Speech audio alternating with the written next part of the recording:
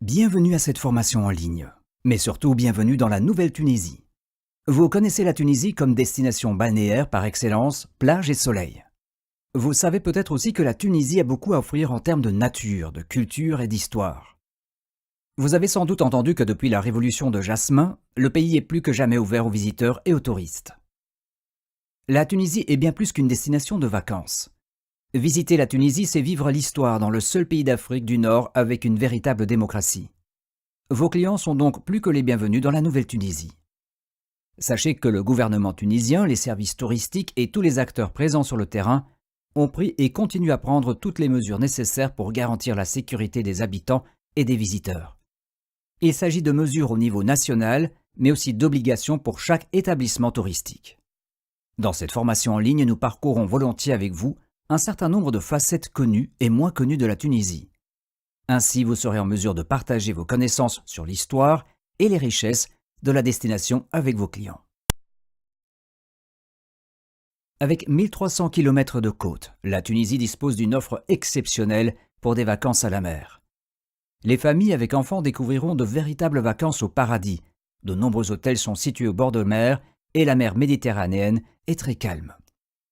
Le littoral s'étend de la verdoyante Tabarka, en passant par Nabeul, Hammamet, Port El Kantaoui, Sousse, Mahdia, Sfax et l'île de Djerba. Tous ces lieux de vacances se trouvent à moins de 3 heures en avion depuis la Belgique. Idéal pour un séjour balnéaire. La Tunisie a une réputation de pays progressiste dans divers domaines. La Tunisie a été le premier pays musulman à abolir l'esclavage. Ce fut en 1846, bien avant certains pays occidentaux. En 1956, il y a presque 60 ans, Habib Bourguiba, le premier président de la Tunisie indépendante, a adopté le code du statut personnel qui instaure l'égalité juridique entre l'homme et la femme. Cette égalité entre les hommes et les femmes a été introduite dans de nombreux domaines.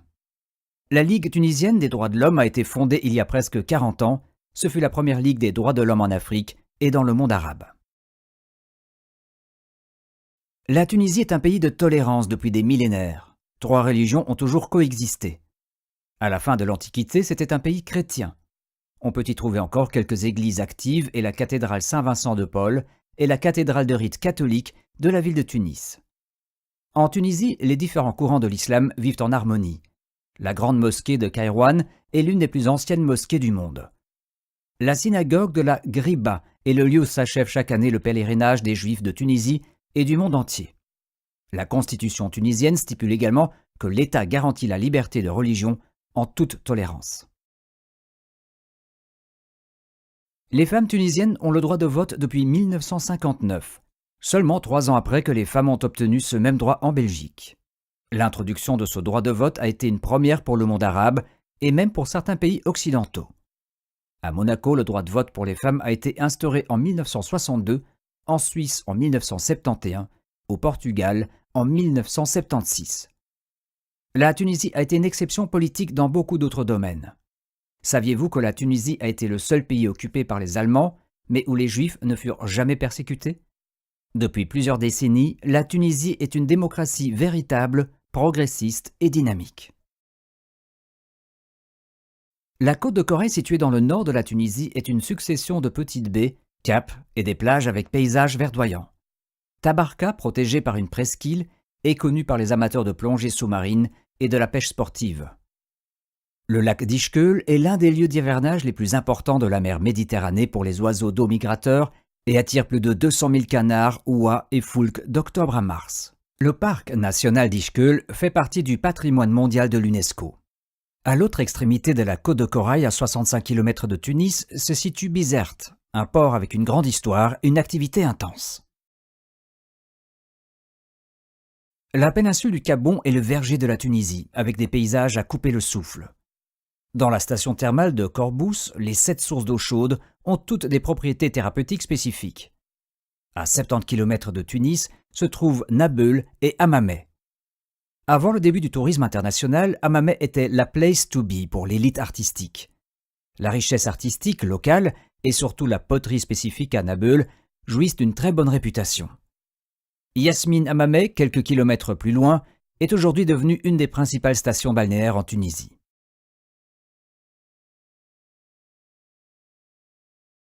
Port El Kantaoui est la première et principale station balnéaire de Tunisie, construite autour de son port de plaisance, avec ses nombreux bars et restaurants. Un peu plus loin se trouve Sousse, un centre touristique majeur, mais aussi la troisième ville du pays en termes de population. Les plages de sable fin de Monastir sont bien sûr inoubliables, tout comme les nombreux festivals d'été. Toutes ces stations balnéaires se trouvent très près des aéroports d'Enfida et de Monastir. Maïdia est le principal port de pêche de la Tunisie et propose une large gamme d'hôtels confortables. Au sud du golfe de Gabès se situe l'île de Djerba, avec ses étés agréables et hivers ultra doux et des plages de sable infinies. Le Grand Sud tunisien servit de décor pour de nombreuses productions hollywoodiennes comme Le Patient anglais, Indiana Jones et certains épisodes de la saga Star Wars. Le Grand Sud est aussi incroyablement beau et impressionnant. Le Chott El Djerid est le plus vaste lac salé d'Afrique. Les phénomènes de mirage sont fréquents sur cette plaine salée d'une blancheur éclatante. 12 est la véritable porte du désert, le point de départ pour des randonnées à dos de dromadaires et des safaris. La Tunisie possède de nombreuses oasis de montagne comme Midez, Chebika ou Tamerza. L'oasis de Midez offre aux visiteurs de magnifiques paysages. Le village, les oasis et les canyons se côtoient et donnent une sensation de fraîcheur, de bien-être. La région est connue aussi pour ses dattes. Chebika, avec sa petite oasis, traversée par un cours d'eau qui sort d'une fissure de la montagne. Tamerza, une belle oasis le long d'un canyon, ses sources d'eau claire sortant de la montagne et viennent se déverser dans le canyon en formant des cascades. Au nord de Tozeur, le Lézard Rouge, un ancien train restauré dans le style Belle Époque, parcourt les spectaculaires gorges de Célia. La Tunisie a une tradition centenaire dans le domaine des spas et de bien-être.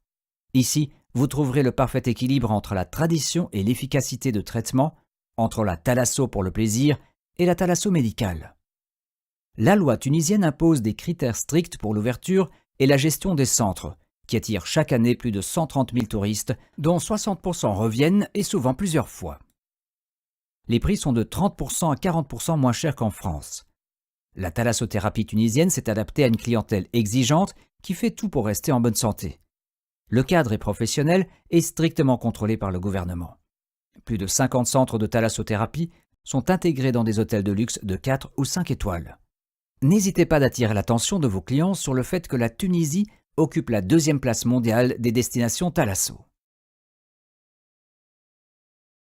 La Tunisie compte 9 terrains de golf, dont 6 sur 100 km entre Hammamet et Monastir. Les amateurs de golf parmi vos clients trouveront en Tunisie une combinaison idéale de variété, défis et de la beauté naturelle, ainsi que d'excellents greens. Les terrains de golf sont bien répartis sur les régions touristiques. L'un à Djerba, 2 à Hammamet, 2 à Monastir et 1 à Port El Kantaoui, 1 dans l'extrême nord de Tabarka et 2 à Tunis. Vos clients amateurs de golf trouveront leur bonheur en été comme en hiver. La proximité des terrains est un atout majeur. En une semaine, un joueur de golf peut jouer dans les 9 terrains. De plus en plus de personnes qui passent leurs vacances en Tunisie choisissent un hôtel de charme, des chambres chez l'habitant ou une prestigieuse maison de vacances. L'offre est surprenante et large. Vous pouvez parfaitement loger au milieu d'une nature très calme ou à la campagne, dans une belle maison de vacances avec suite et piscine. Depuis la révolution de Jasmin, ces formules ont de plus en plus de succès, notamment grâce à la culture hospitalière du peuple tunisien. L'histoire de la Tunisie se trouve au carrefour de plusieurs civilisations. La culture romaine, phénicienne, byzantine et arabo-islamique ont laissé partout leurs traces. Cet héritage de 30 siècles de culture est unique. Non loin des stations balnéaires se trouve Oudna, un site romain exceptionnellement bien préservé avec des maisons, des thermes, un amphithéâtre et des temples. Kérkouane est l'unique cité punique située sur la côte orientale de la péninsule du Cap Bon, qui abrite une nécropole et 7 autres sites inscrits au patrimoine mondial de l'UNESCO, dont un site qui est le parc national d'Ishkeul. Plus au sud, à 1 heure en voiture de Monastir, se trouve le 3e plus grand amphithéâtre romain dans le monde, El Djem. Les visiteurs disent qu'il est dans un meilleur état et plus spectaculaire que le Colisée à Rome. Douga est la ville romaine la mieux conservée d'Afrique du Nord, également patrimoine mondial de l'UNESCO, située au milieu de collines verdoyantes. Au XVe siècle, Tunis était la capitale du royaume de la dynastie des Hafsides, qui s'étendait de Tripoli à Fès. Aujourd'hui, la capitale de la Tunisie est une métropole importante. La Médina de Tunis est l'un des centres-villes traditionnels les mieux conservés du monde arabe et inscrit dans son entièreté au patrimoine mondial de l'UNESCO. C'est un ensemble architectural qui s'étend sur une superficie de 270 hectares et avec plus de 100 000 habitants. Plus au sud se trouve Kairouan, la quatrième ville sainte de l'islam après la Mecque, Médine et Jérusalem. La grande mosquée de Kairouan est considérée comme un chef-d'œuvre de l'architecture mondiale.